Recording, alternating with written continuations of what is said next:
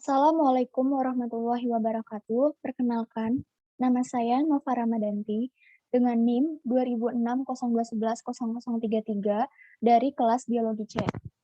Di sini saya akan menjelaskan dan mempresentasikan hasil makalah dan PowerPoint yang telah saya buat dengan judul Hukum Jual Beli dengan Sistem Ijon atau Borongan berdasarkan Hukum Fikih pada mata kuliah Studi Fikih. Pada slide berikutnya, ada latar belakang. Fikih adalah ilmu yang mempelajari tentang hukum-hukum syariat yang disimpulkan ke dalam bentuk dalil-dalil dengan bersandar kepada Al-Quran dan Sunnah Rasulullah SAW atau hadis-hadis Rasulullah. Dalam klasifikasi ilmu fikih dibagi menjadi dua cabang, yaitu fikih ibadah dan fikih muamalah. Fikih ibadah adalah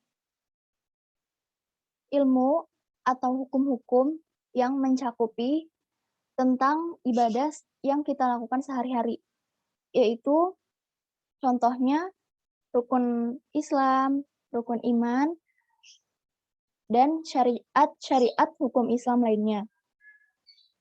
Atau biasa disebut dengan ibadah makhluk. Sedangkan fikih muamalah yaitu fikih yang berkaitan dengan kehidupan kita sehari-hari, contohnya yaitu perdagangan, politik, dan masih banyak lagi.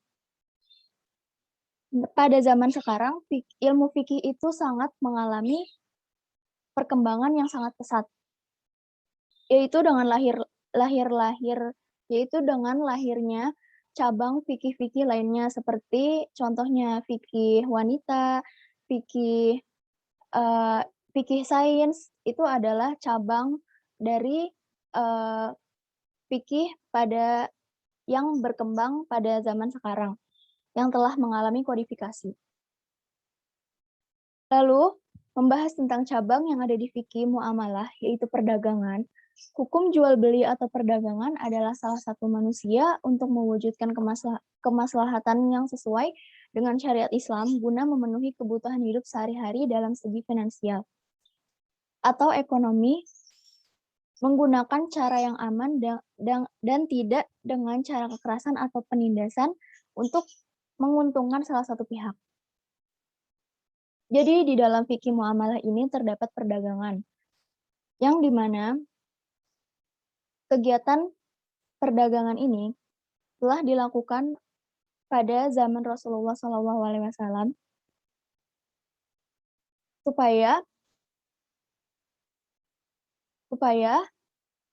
kita bisa memenuhi kebutuhan hidup sehari-hari. Dan hukum jual beli ini telah diatur oleh hukum ekonomi Islam. Jadi aturan-aturan dalam berdagang itu sudah diberikan aturan oleh Islam dan ada hukum-hukumnya tersendiri. Nah, sistem perdagangan yang tidak jarang diterapkan yaitu dengan sistem ijon atau borongan.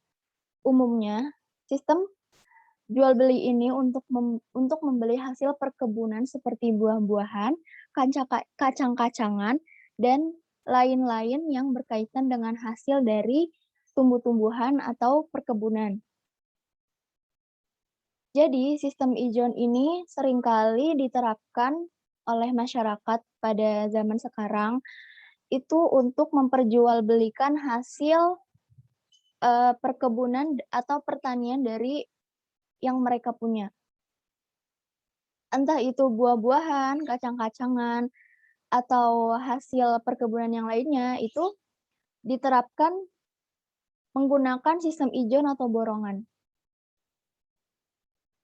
Nah, oleh karena itu, pada pembahasan yang akan dipaparkan setelah ini, menjelaskan cara pandang atau hukum dalam kajian fikih mengenai jual beli dengan sistem ijon.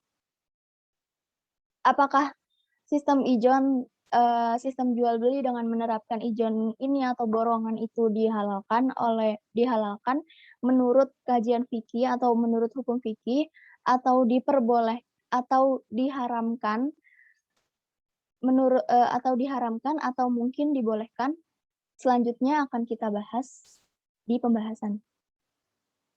Pada slide berikutnya ada pembahasan. Yang pertama itu pengertian jual beli ijon, yang kedua hukum jual beli ijon, yang ketiga dalil tentang hukum jual beli, yang keempat ada rukun jual beli, yang kelima ada syarat sah jual beli, dan yang terakhir ada syarat transaksi jual beli ijon.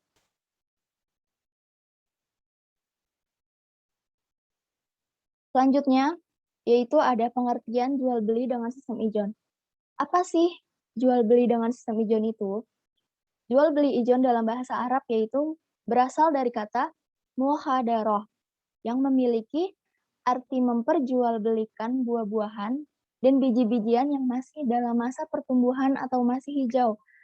Dengan kata lain, bisa diartikan buahnya itu belum matang atau belum benar-benar jadi buah.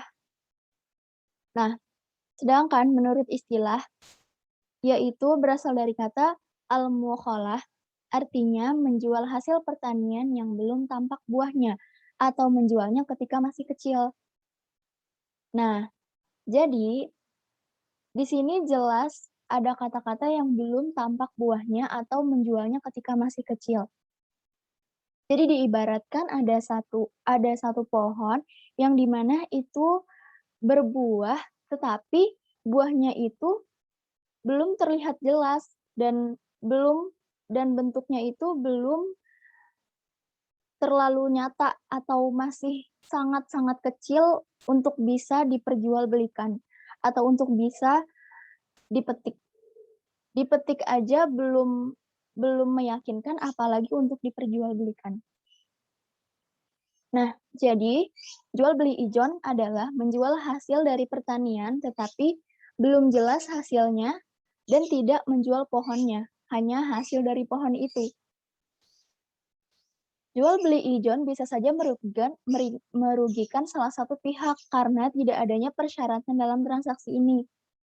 Jadi, karena si penjual itu memperjualkan hasil pohonnya ketika buahnya masih kecil atau belum tampak, jadi pembelinya itu belum ada jaminan buahnya itu bisa menjadi buah yang matang atau tidak.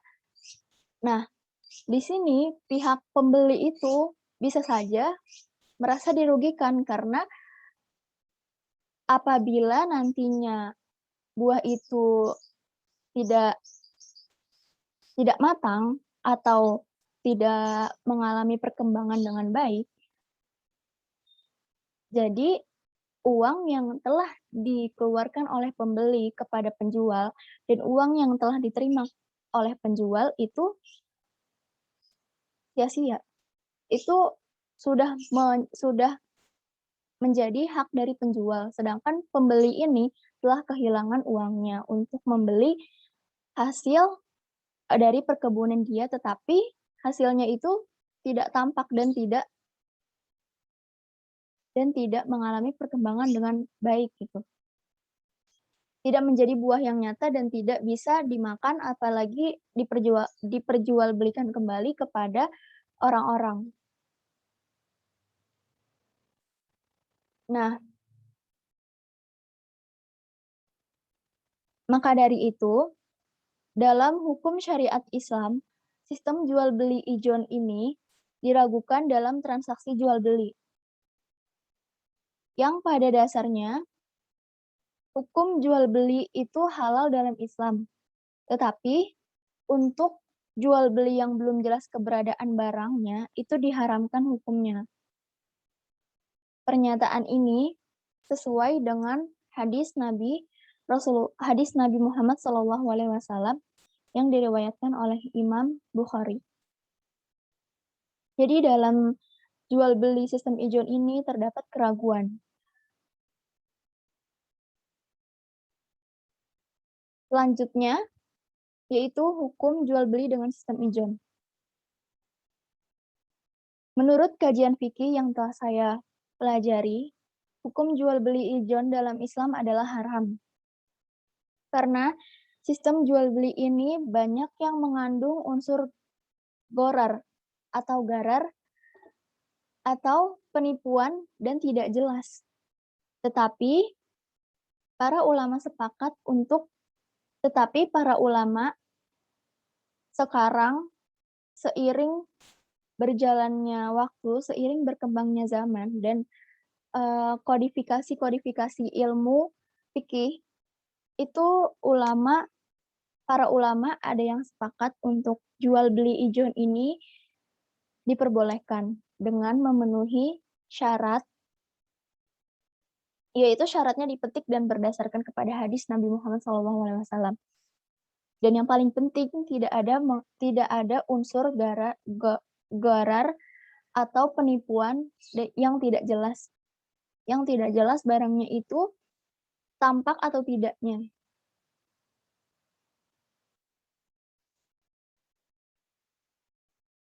Nah, yang selanjutnya ada dalil tentang hukum fikih. Dalil tentang hukum fikih ini meliputi dari Al-Quran dan hadis Nabi Muhammad SAW. Yang bersumber dari Al-Quran yaitu terdapat pada Quran Surat Al-Baqarah ayat 275 yang bunyinya, A'udzubillahi minasyaitonirrajim, Bismillahirrahmanirrahim. Alladzina yaquluna riba la yaqmuna illa kama yaqumul ladzi yatakhabbatu asyaitanu minal mas. Dzalika bi annahum qalu innamal bay'u mithlu innamal bay'u innamal bay'u mithlur riba wa ahallallahu bai'a wa harramar riba. Faman ja'ahu mau'izatum min rabbih fantaha falahu ma salaf wa amruhu ilallah wa man 'ada faulaika ashabun nar hum fiha khalidun. Yang artinya, orang-orang yang memakan riba tidak dapat berdiri melainkan seperti berdirinya orang kemasukan setan karena gila. Yang demikian itu karena mereka berkata bahwa jual beli sama dengan riba, padahal Allah telah menghalalkan jual beli dan mengharamkan riba. Barang siapa mendapat peringatan dari Tuhannya, lalu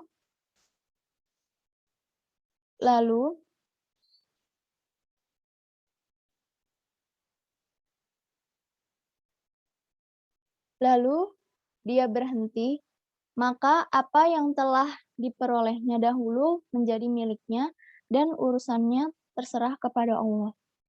Barang siapa mengulangi, maka mereka itu penghuni neraka, mereka kekal di dalamnya. Jadi, di Quran Surat Al-Baqarah ayat 275 ini telah dijelaskan atau telah tertera bahwa jual beli itu dihalalkan. Tetapi untuk riba itu diharamkan. Nah, untuk selanjutnya itu ada di hadis Nabi Muhammad SAW yang diriwayatkan oleh Imam Bukhari Muslim yang artinya, janganlah kalian menjual buah-buahan sehingga sudah tampak kebaikannya. Hadis riwayat Muslim. Di dalam hadis ini jelas sekali larangan untuk tidak memperjualbelikan buah-buahan yang belum tampak buahnya, yang belum jelas bentuk dari buahnya tersebut atau bentuknya masih kecil atau bahkan belum bisa dipetik dari pohonnya. Sehingga tidak bisa untuk diperjualbelikan ke masyarakat atau ke pembeli yang akan membelinya. Ijon dilarang dalam Islam sebagaimana yang tertera di hadis Rasulullah SAW. yang diriwayatkan secara sahih oleh Nabi Muhammad SAW, yang artinya, dan dari Anas bin Malik radhiyallahu anhu, sesungguhnya Nabi Muhammad SAW melarang menjual buah-buahan hingga sempurna. Ada orang bertanya, apa tanda sempurnanya? Wahai baginda, sabdanya, ia menjadi merah, jadi kuning. Hadis riwayat muttafaq alaih, lafadz bagi Bukhari. Di sini juga sangat jelas tertera bahwa buah yang diperjualbelikan, buah yang halal untuk diperjualbelikan, yaitu buah yang sudah matang, buah yang sudah tampak bentuknya, tampak buahnya, yaitu buah yang sudah mengalami pematangan ketika di pohon, lalu layak untuk dipetik dari pohon tersebut dan diperjualbelikan.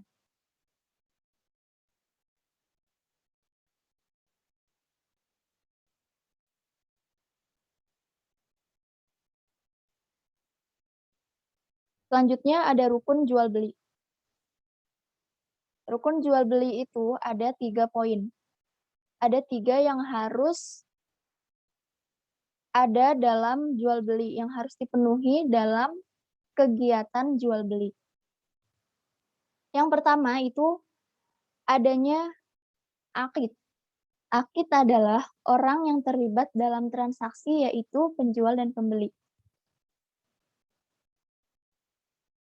Dalam kajian fikih, penjual dan pembeli itu dinamakan akid. Nah, dan yang kedua itu ada ma'qud alaih. Ma'qud alaih itu apa sih? Ma'qud alaih itu adalah barang yang dijual di dalamnya dengan harga. Jadi barang yang diperjualbelikan dari penjual ke pembeli. Nah, sedangkan yang ketiga itu ada sigot. Sigot adalah ijab dan qabul atau serah terima. Jadi di dalam jual beli itu ada yang namanya sigot. Sigot ini dengan kata lain bisa disebut dengan akad, yaitu serah terima atau lebih mudahnya gini, penjual itu memberikan barang dagangannya kepada pembeli dan pembeli menyerahkan uangnya kepada penjual untuk membayar barang atau barang yang dibelinya dari si penjual.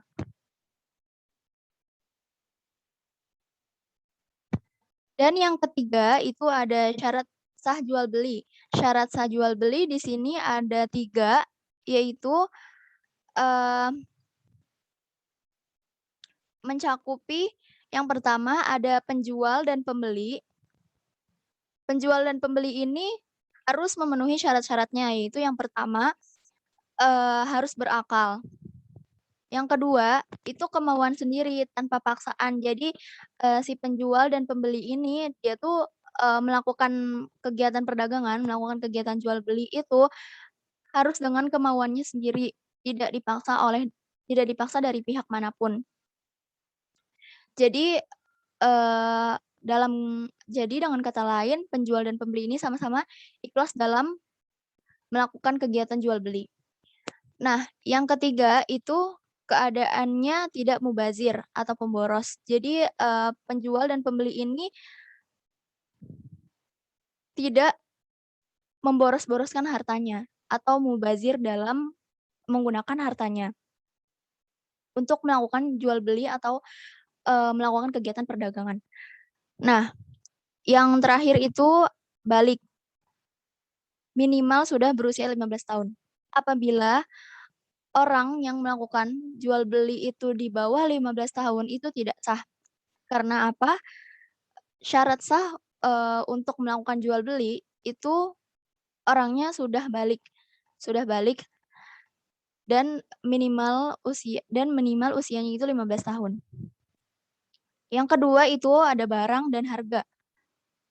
Syarat syarat dari barang dan harga ini meliputi yang pertama, suci barangnya.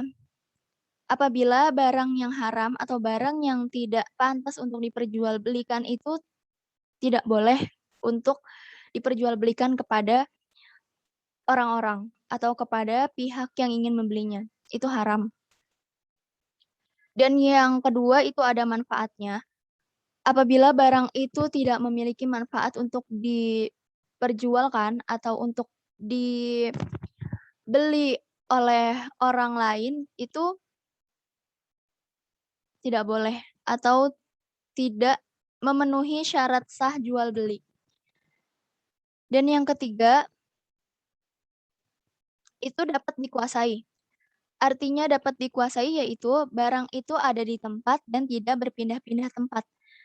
Jadi, contohnya misalnya ada orang yang ingin memperjualkan kudanya, sedangkan kudanya itu tidak ada di tempat, kudanya itu sedang lari-lari ke kemanapun. Maksudnya kudanya itu tidak ada di kandang, kudanya tuh masih berada di tempat lain atau berada di, tempat yang tidak jelas, itu tidak boleh. Dan yang keempat itu milik sendiri. Jadi barang itu eee, sudah hak milik dari si penjualnya itu. Jadi nggak boleh barang yang bukan hak milik dari penjual itu, atau barang yang milik orang lain itu diperjualbelikan kepada si pembeli. Nah, yang terakhir, barang itu diketahui oleh penjual dan pembeli dari bentuk, zat, ukuran, dan detailnya sehingga tidak terjadi kericuhan antara penjual dan pembeli.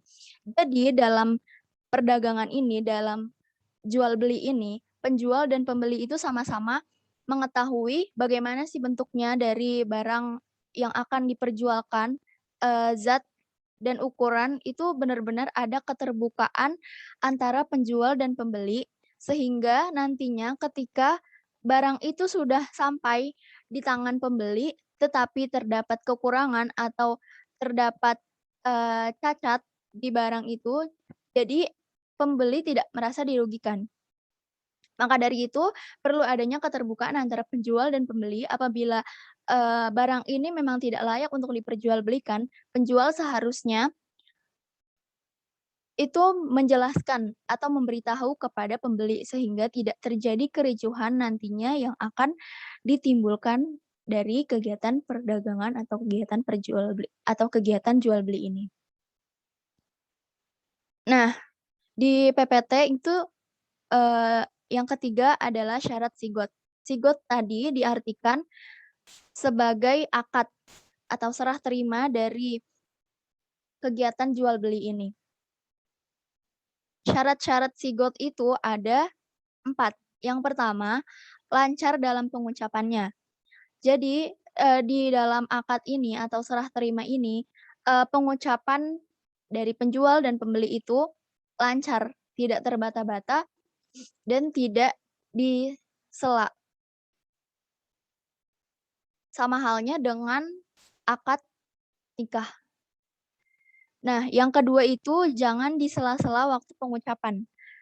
Nah, poin kedua itu, jadi dalam pengucapan, dalam, bicara akad sigot ini, itu harus benar-benar lancar atau harus benar-benar fokus dalam pembicaraannya, fokus dalam pengucapannya, sehingga tidak boleh di sela-sela waktu pengucapan.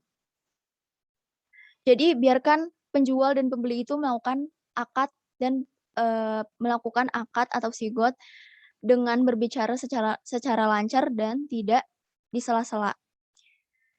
Dan yang ketiga, tidak bertaklid.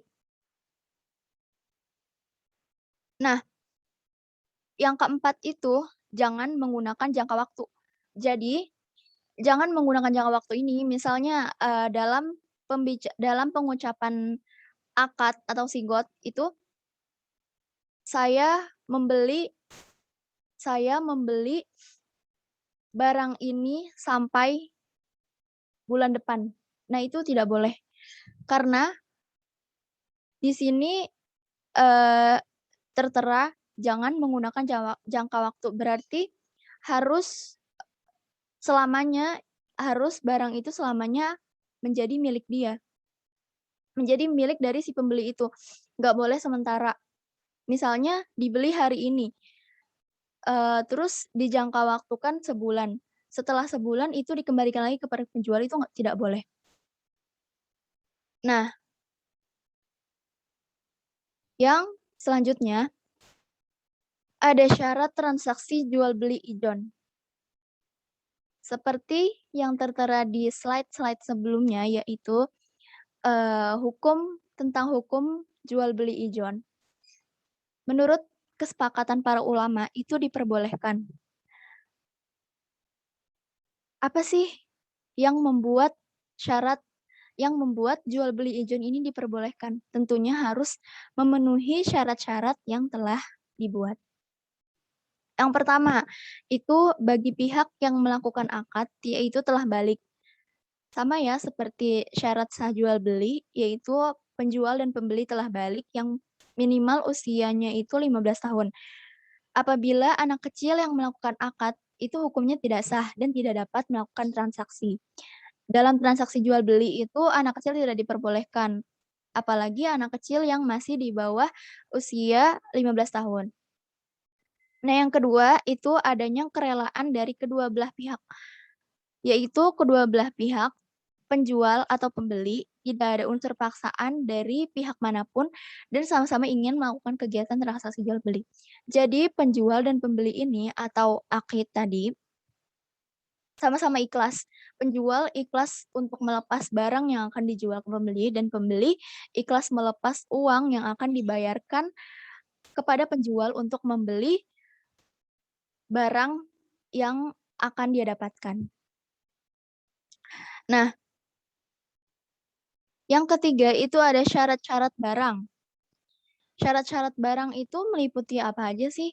Yang pertama, itu syarat yang utama harus dipetik terlebih dahulu. Ini, transaksi jual beli ijon itu sangat berkaitan dengan hasil perkebunan, hasil pertanian, atau hasil dari, pohon-pohon gitu. Apabila ada buah yang harus diperjualbelikan atau, memang si penjual itu ingin menjualbelikan hasil perkebunannya. Nah, itu buahnya harus dipetik terlebih dahulu dari pohonnya. Jadi, buahnya itu sudah layak dan buahnya itu sudah tampak untuk dipetik, untuk diperjualbelikan, atau dengan kata lain sudah matang dari pohonnya dan sudah bisa dipetik. Yang kedua,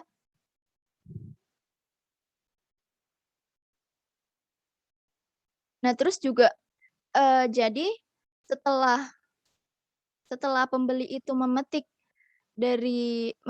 buah dari pohonnya, atau penjual memetik buah dari pohonnya, sesegera mungkin antara penjual dan pembeli itu melakukan akad, sesaat setelah buah itu dipetik dari pohonnya.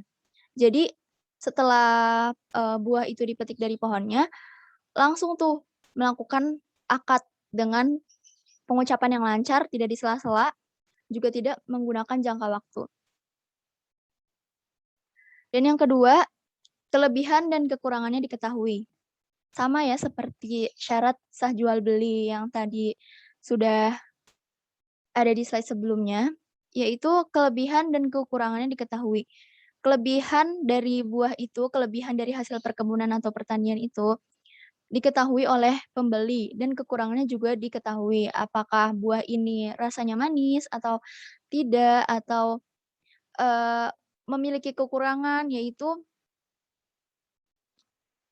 kurang kurang apa, dan itu harus diketahui oleh pembeli dan penjual. Yang terakhir, barang dalam tanggungan. Nah, yang selanjutnya atau yang terakhir itu ada kesimpulan. Kesimpulan yang diambil dari Sistem jual beli ijon ini adalah jual beli dengan menggunakan sistem ijon adalah jual beli yang pada umumnya melibatkan hasil pertanian dan perkebunan. Contohnya, seperti buah-buahan dan biji-bijian, tetapi cara yang digunakan oleh masyarakat kebanyakan itu keliru dan bisa dibilang tidak sesuai dengan syariat Islam dan hukum kajian fikih. Karena jual beli dilakukan sebelum adanya sigot atau akad jual beli. Jadi kebanyakan masyarakat pada saat ini itu menggunakan sistem ijon atau borongan itu keliru dan tidak sesuai dengan hukum syariat Islam atau hukum ekonomi yang telah dibuat oleh Islam, yang telah diatur oleh Islam sehingga melenceng dari hukum Islam itu sendiri. Dan kebanyakan masyarakat itu menerapkan hukum jual beli ijon ini tidak melibatkan tidak adanya akad atau sigot yang dilakukan oleh penjual dan pembeli. Jadi bisa saja pembeli ini merasa dirugikan karena memang belum tampak buahnya atau belum belum jelas bentuk dari buah itu sendiri atau dari hasil pertanian dan perkebunan itu sendiri. Nah, maka dari itu saya ambil kesimpulan hukum dari jual beli ijon dan hukum dari jual beli ijon adalah haram. Tetapi para ulama sepakat diperbolehkan hukumnya apabila sebelum terjadinya silgot atau akad jual beli, hasil dari pertanian atau perkebunannya dipetik terlebih dahulu dan juga memenuhi syarat sah jual beli secara umum. Dan tentunya tidak ada unsur gharar atau penipuan dalam kegiatan jual beli ijon ini. Karena apabila adanya unsur gharar itu sudah diharamkan, sudah tidak boleh menurut Islam. Dan gharar itu penipuan. Jadi apapun segala bentuk penipuan yang dilakukan itu tidak boleh atau diharamkan, sangat dilarang dalam Islam.